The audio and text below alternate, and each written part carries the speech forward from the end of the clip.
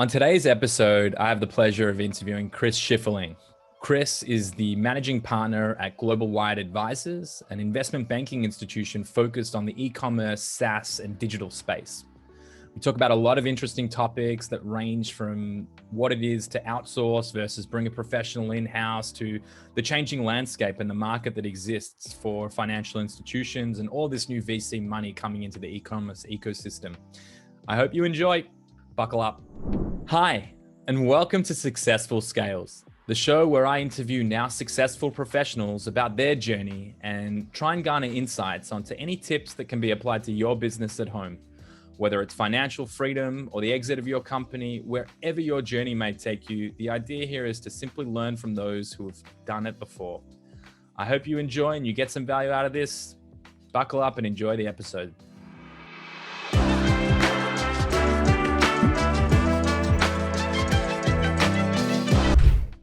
All right, Chris, welcome back to the show. And I'm saying back to the show because we had a dry run here and it didn't go as planned. So here we are sitting again recording. Mate, thanks for taking the time out again. Hey, man, always a pleasure. Always a pleasure to talk to you. In fact, you know, we're about to talk for 30 minutes. The reality is, you know, we have been talking for what feels like the past hour.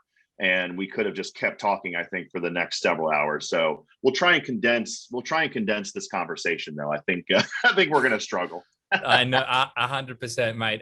It's just been such an amazing opportunity to sit down with you over the last, several weeks, learning all about, what's really happening in the space around roll-ups and aggregators and, brokerages and acquisition and just the changing landscape. So, I'm glad we pushed record so that other people can get some of the knowledge that you've been sharing with me.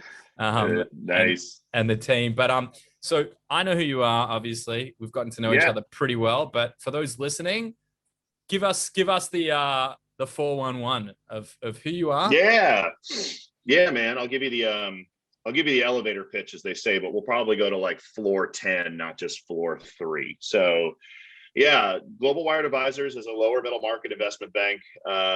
We were formed about going on over 3 years ago.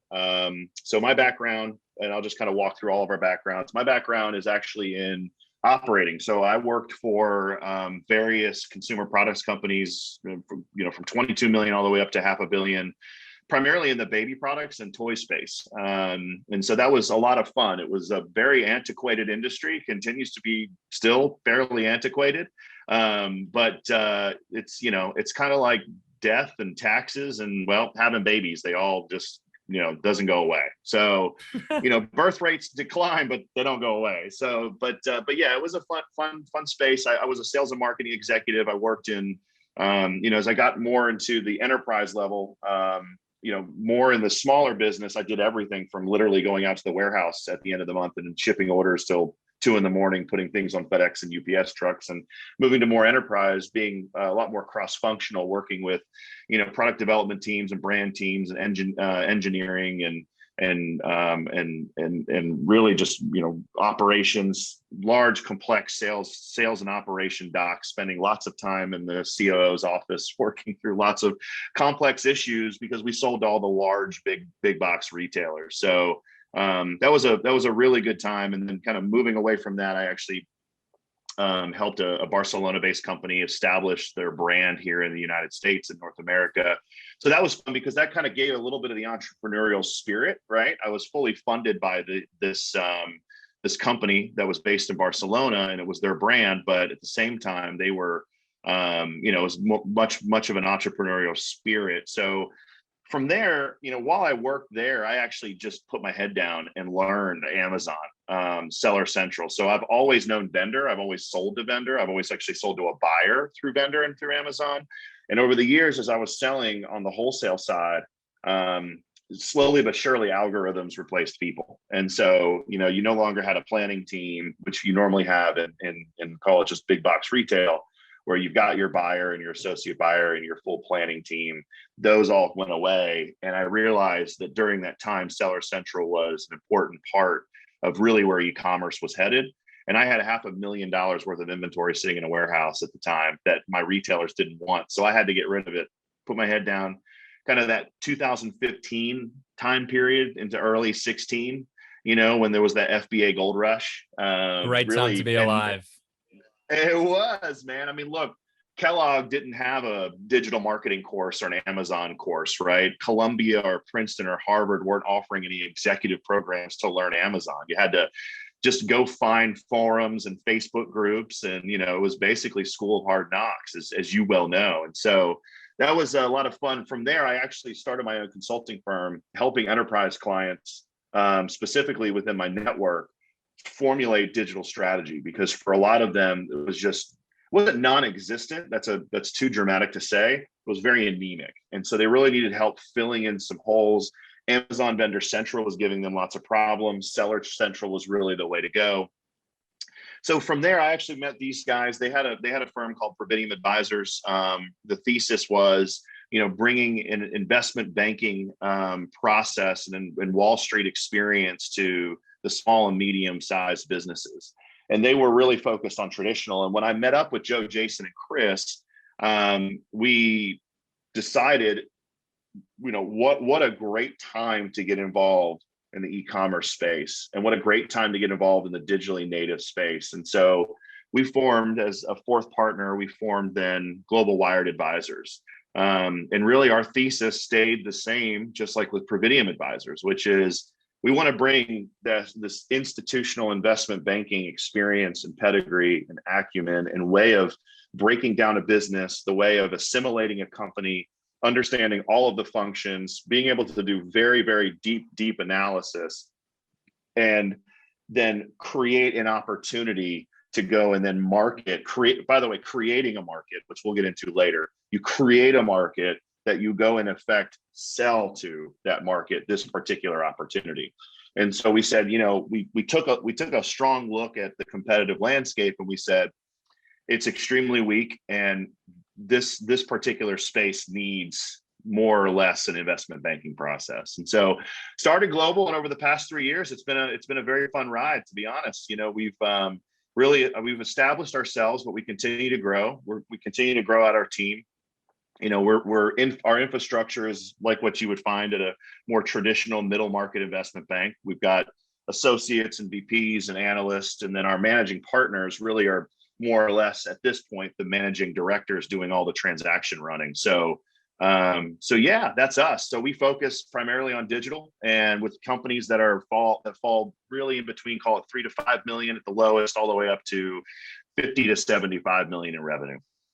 Wow, really, really interesting. Thanks for sharing kind of the DNA of Global Wired, because, you know, there's a lot of players in the space right now, and no disrespect to anyone in the market, but there's a lot of players who will sell an Amazon business, you know, do one exit, maybe two, and then all of a sudden they're an expert. And there are some people who are great at that, but it's just interesting hearing the other perspective coming from kind of the higher ups, if you will, stepping down and actually looking at this as the opportunity in something that is, I don't know, it's more from the professional side of things, and then coming in and understanding the market and bringing that high level into the market, as opposed to just having a single exit and then trying to figure it out and starting to do deals.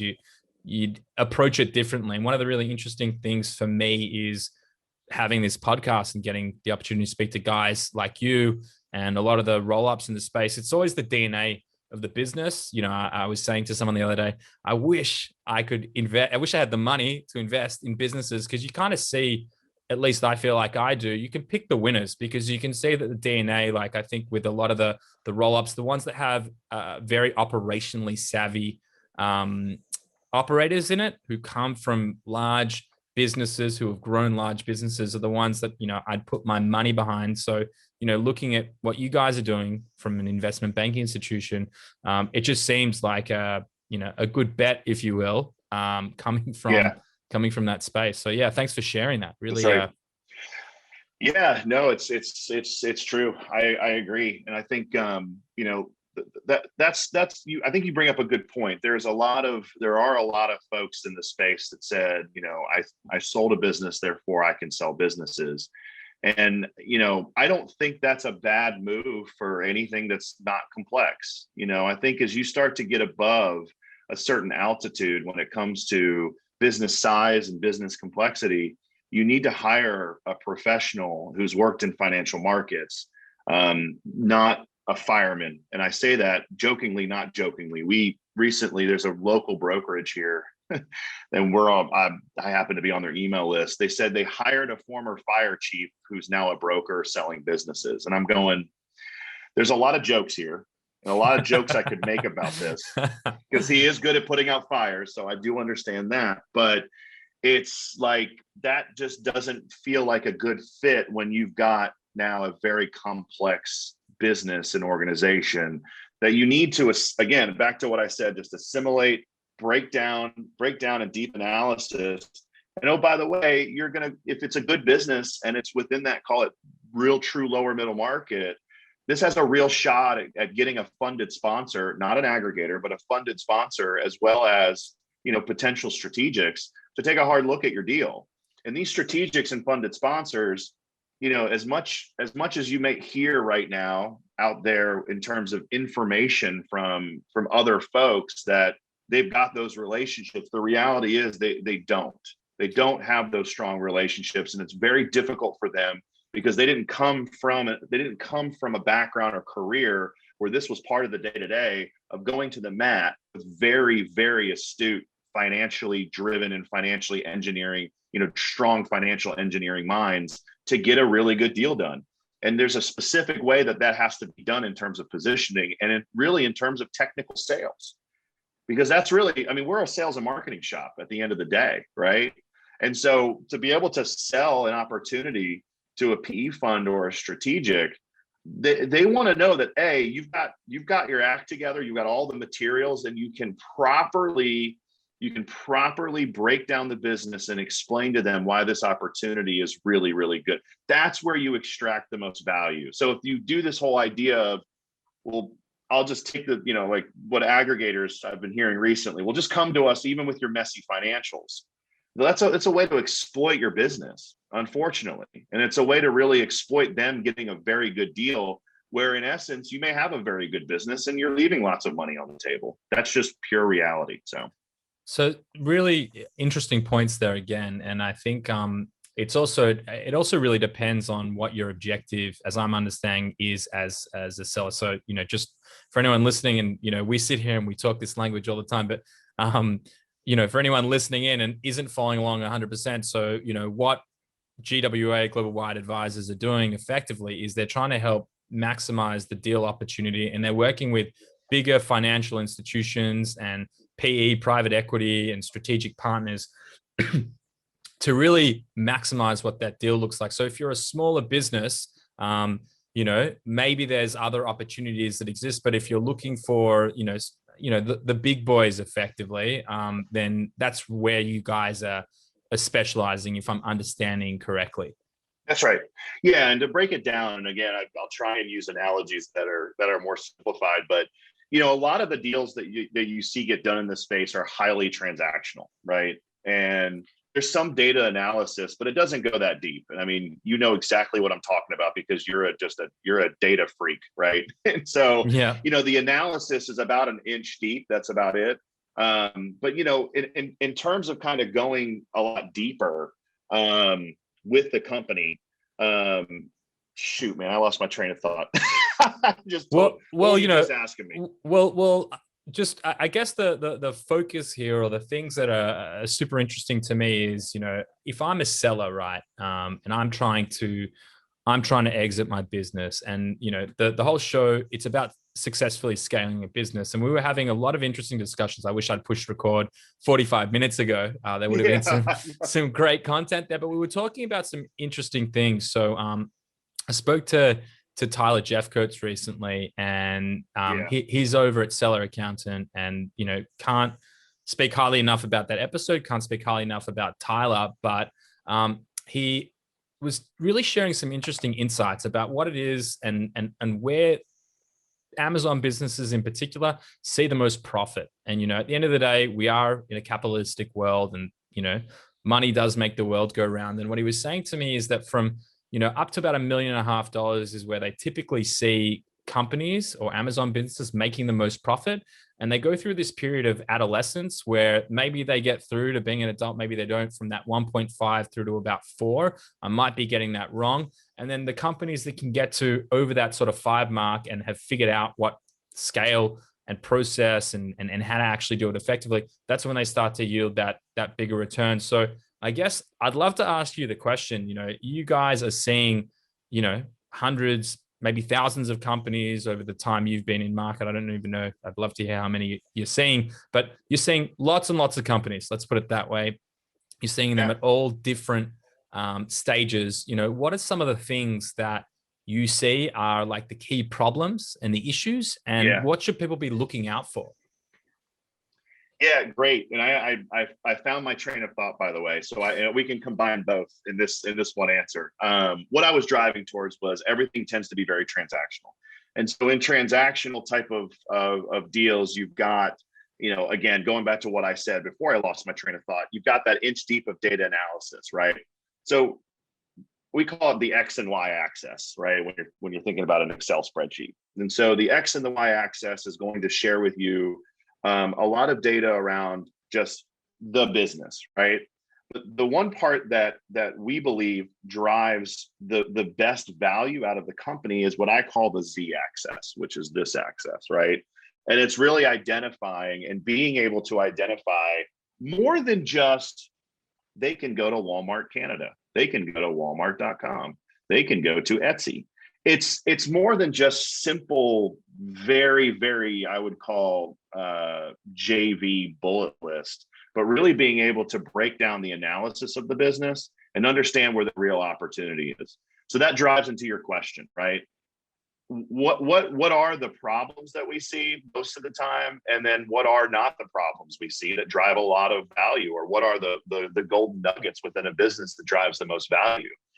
Problems we see, some of this is just going to be very basic. It's just disorganization. That's a big problem. We see a lot of financial disorganization where we've got to do a lot of cleanup internally. Our associates and our analysts have to do a ton of cleanup.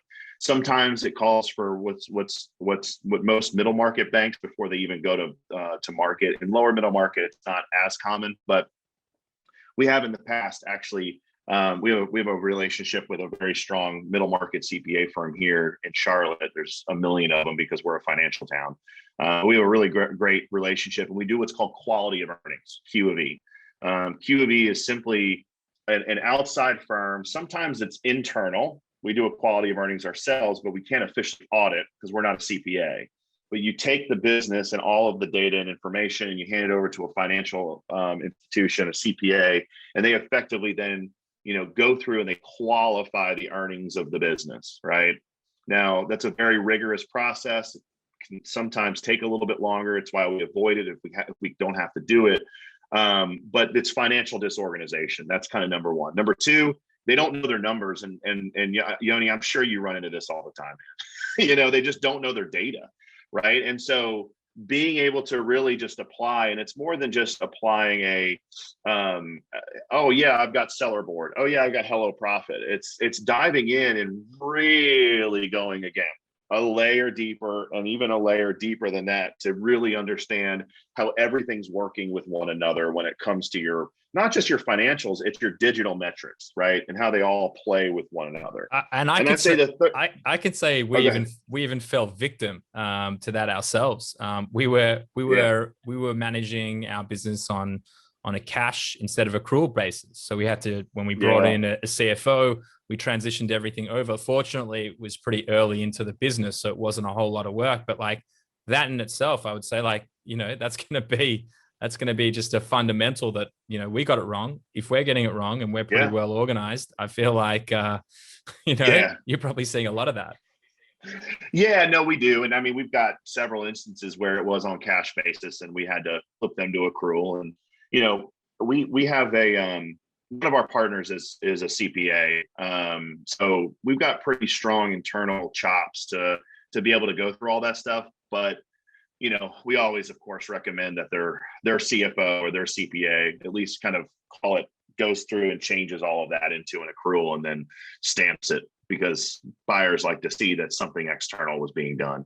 So it's knowing your numbers. And then two, who are you? seriously, who are you as a brand and where are you going? Right. A lot of folks are very reactionary to their business because they live in the weeds. They haven't had a chance to breathe and get up to the clouds and look around and go, okay, I see where this thing's going in 3 years. You know, this was an exercise that we did a lot, especially we did a lot of planning when I was first working for a business. It was a Japanese company. It was actually a publicly traded company on the Nikkei. But we were smaller here. It was only 22 million. So it was a small business. But we still did a lot of planning and a lot of operational CapEx planning. But I learned the exercise of 3-year business planning when I went to Evenflow. You know, working there, the entire company, or at least the management, all got involved to build out a true 3-year plan of where this business is going. Now, one might dismiss that and say, yeah, well, that's for more larger, complex organizations. It's just not the truth. You know, anybody who wants to drive real value for their business, especially when it comes to a potential exit, needs to really understand who they are as a brand. How do they play their role out there with consumers and in the consumer product space or the vertical that they're servicing, and where are they going? You know, that's part of a big issue that we run into is they just don't know who they are.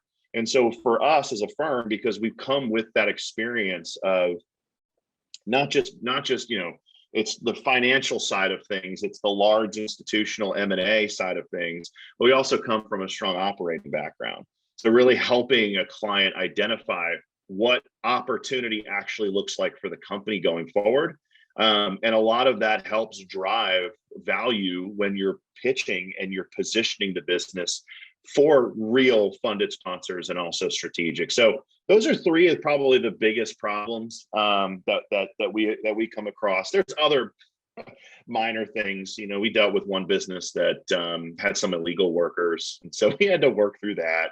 You know, it's so we come into more, call it the pragmatic problems, but the more macro problems tend to fall in one of those 3 buckets.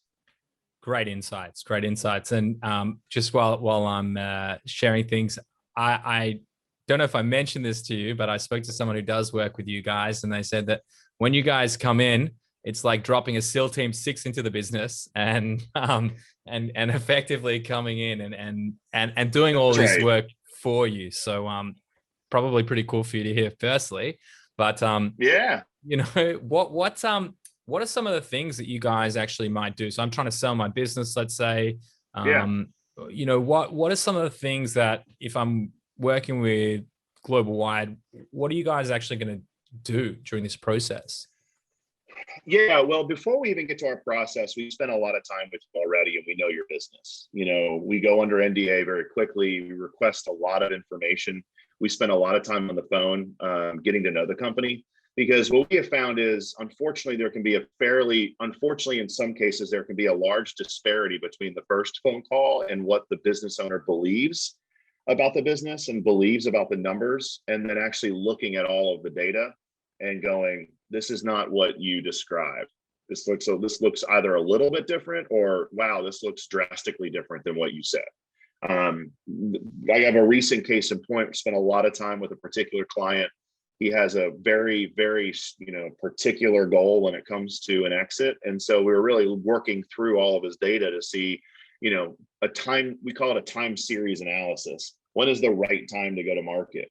And come to find out, you know, he's on cash basis. So we were working through accrual. And then, you know, his EBITDA was half what he thought it was when he went through the accrual, from cash to accrual, and effectively went through a pretty strong audit. And so, you know, there's no way I'm just throwing an engagement letter the day I have a conversation with somebody, right? Because for us, and I want to make this clear, and that's part of the reason why we have a SEAL Team 6, we're very particular with the businesses that we take to market. And we want to make sure we're not in the volume game. You know, those are stats and metrics you're not going to hear from us in terms of, oh, well, we did 100 transactions last year, or, you know, we signed up 300 clients last year. That's Glenn Ross type of stuff. That's not us, right?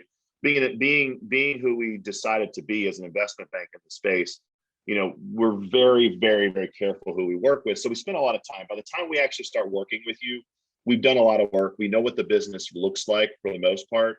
Then we request a lot more information. We have a very large request list. We're going to do our due diligence before going to market.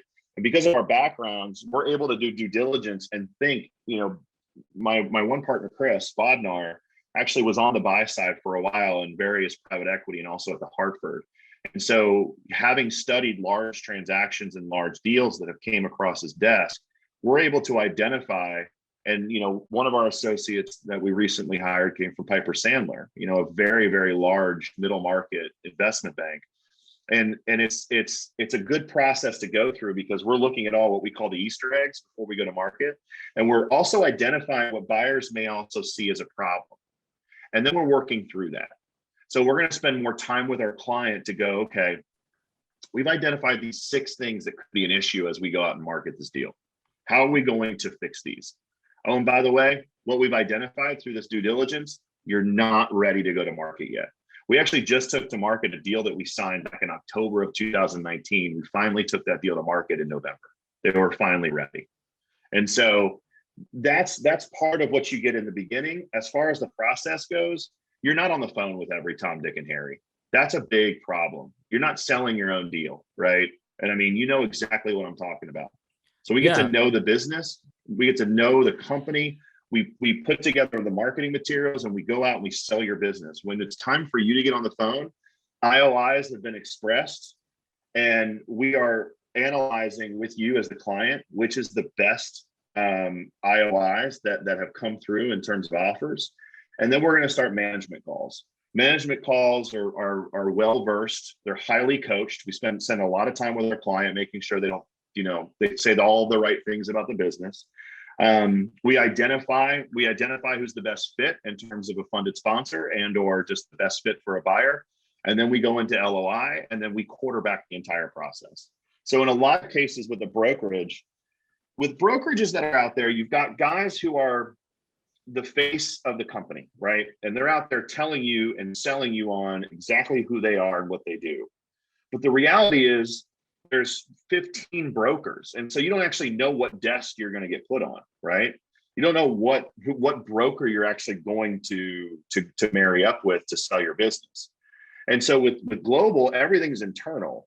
And so you're going to be working with a managing partner who's taking your deal to market, number one, and you're working with an internal support staff and other managing partners that you don't even know about are also working on your deal as they're out there selling their own transactions and having lots of conversations. And we're all motivated to make sure there's really good cross-functional opportunity. So we quarterback the entire process when it's racing towards close, and then we close the deal.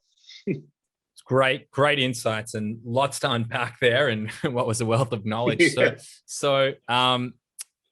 Question for you: the business that thought they were doing $1 million in EBITDA, and I'll probably get this wrong, but it's earnings before interest, tax, amortization. I've forgotten one. What have I forgotten? Depreciation. Yeah. Depreciation. So for those of you who don't know, and I hear it every other day, and I forget how to say the actual meaning behind it, but to go from believing that it's $1 million on a cash basis and then turning it to an accrual basis and being $500,000, that's a pretty significant hit to what you thought your exit was going to look like, right? It was actually double. He thought it was close to 3, and he came in at $1.5 million. And so that's a game changer in terms of everything, multiple expansion, the type of buyers who would look at your deal. It was a real game changer. And so he was already expecting a specific multiple, and he needed to grow from that 3 million. He needed to grow another probably 2 million in EBITDA in order to safely and conservatively hit his goals, his acquisition targets. But yeah, that was a little bit of a setback. So, instead of the next year and a half, 2 years, he's probably going to have to wait a little bit longer unless he decides, all right, I'm done, I'm burnt out, let's figure this out. I'll be willing to kind of relook at my acquisition goals. So it just goes to show, when you're actually looking at anything related to growing your business with an intent to sell it, getting this stuff right at the start and making sure that you're moving through it the right way. Because I'm just sitting here listening to the story. Geez, if I had, these ideas of grandiose sale and, buying a yacht or whatever rich people do, hopefully one day. Yeah. You know, it would really lifestyles of the rich and famous, man. Yeah, so it would really be a serious hit to what I believe to be true and what my future looks like. So getting that right is obviously key, and speaking to guys like you earlier rather than later, so that you can actually build the right perspective. And it's the same with us, like, in our consulting practice inside of Escala, we prefer working with people earlier on, because we can help build the infrastructure before you make all the mistakes and you have to, spend hours and hours, and in some cases hundreds of hours undoing all the wrong. Question for you though, you're doing serious due diligence, you're going through this entire process, and before you're even sort of like, let's say, in bed or like heavily engaged in a potential deal, will you ever walk away from deals? Like, will you say this isn't a right fit for us? Yeah, well, yes, before an engagement letter. And again, that plays very large in our corporate history, right? We're able to look at information very quickly, and we're able to assimilate very, very fast if something is a good business or not a good business. And so pre-engagement letter, yes, we've walked away from deals. We've just said, and there have been times where we've been, we talk extensively as partners here, and every deal has a conversation, every single one. And it's not a micromanaging thing. That's just hey, let's talk about this from a 360 perspective and see if this is a good deal for Global Wired. And there have been times where we've bid on a deal, knowing full well we probably won't win the deal, but we hedged our risk going in, because we said to ourselves, we know this deal can close. The expectations, unfortunately, of the seller is way off. And so we're very, very forthright. The term honest is the truth, but I know it's overplayed. I'll just use a different word. We're very forthright with our potential clients on where they are and how they stand in the market. We're once we get to know the business, there was a potential client we spoke to just a couple months ago. It was a fairly decent sized business, and we were very honest. We said, look, you're an aggregator bid all day long. Funded sponsors will not want to look at you. And even though you've got $8 million or $9 million in EBITDA, this is absolutely not something that they would be interested in. And so you in effect need to, from our perspective, we believe you should temper your expectations. We didn't win the bid. We won. A middle market investment bank actually won the bid, and a potential client even admitted they were desperate to get the deal, and we weren't. We weren't sitting there going, oh my gosh, we have to have it just because, oh my gosh, it's $8 million and we'll do anything we can just to $8 million in EBITDA. We'll do anything we can to try and get this deal. That's not how we operate. If we don't think a deal can get done and really truly meet the expectations of our client, then we'll walk away.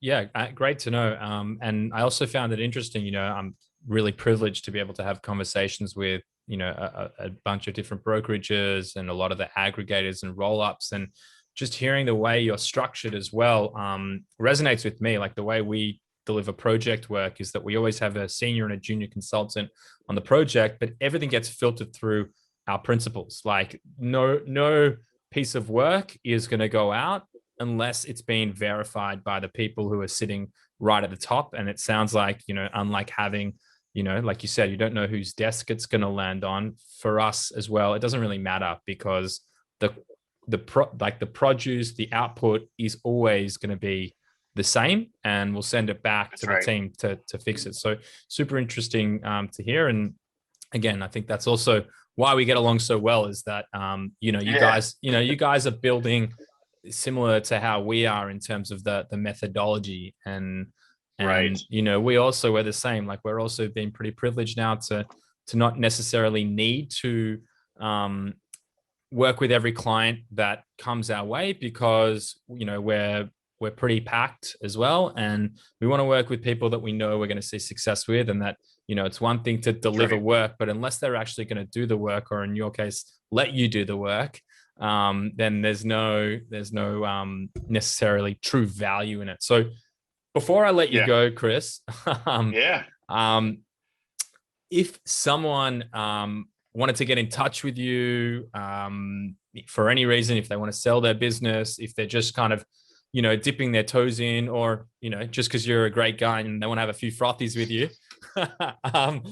What would... Love that term. Yeah. So for most of my audience, which they're not going to be Australian, a frothy is a beer. We were having a laugh about it before, but how would they connect with you for a few frothies, mate? Yeah, man. So they can obviously go to our website, globalwiredadvisors.com. You can find us on LinkedIn. Just put us in the search bar. My email address, my phone number is actually on our website. So we make it really easy for you to contact us. And I would just leave everyone with this. Look, if you're just wanting to even understand kind of what's happening, there's a lot of noise that's out there. Your inboxes are getting filled every single day with a lot of new aggregators that are popping on the scene. They all have some level of differentiation. The reality is we've segmented, we've talked to all of them. We know all of them very well. We know what they're looking for. We also know where they find value with specific verticals. That's really important.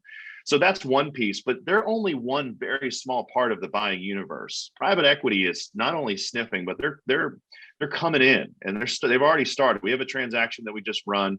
We had 11 IOIs. And again, we don't price tag our deals. So we give information to the big boys and let them do their valuations. And we had a 10 offers come in, one aggregator, and the rest it was actually 11, one aggregator and 10 private equity funded sponsors from lower middle market to middle market. This is a 60% Amazon and 40% Shopify business, only direct to consumer. So your audience needs to fully understand there is more to what meets the eye right now. And we believe that private equity, funded sponsors, family offices, they're about to come in fast and furious, and it's going to be quick. And I think they're going to start bringing a whole other level of maturity into this entire market that none of us have seen yet. We're only in inning number one, or maybe I wouldn't even say two. I'd say we just started. And so someone to help cut through that noise, we absolutely will do that. Even if you never become our client, it's not a big deal. We're not going to sit there and try and push an engagement letter on you. That's just stupidity. And that's just not professionalism. So please contact me. I'll help walk through all of it. And not giving you guys a plug, but another thing, again, I do my due diligence too. And before I sit down with people, I want to know if they're, first and foremost, one of the good guys in the space, because not everyone is going to be, and not particular to any particular brokerage or roll up. These are all amazing people, incredible people that I've had the opportunity to sit down with. But I will say that I heard from another third party that some of the numbers and the multiples that you guys have done, that some of the highest stuff, I heard a 7 and I heard an 8, which to me, I hadn't heard that high before. And so, yeah. It's, and I appreciate that. Thank you for doing your diligence. And I'll tell you this market is about to go through a massive maturing. The normalized consumer product multiples that are out there in middle market world are 7 to 13, sometimes as high as 15.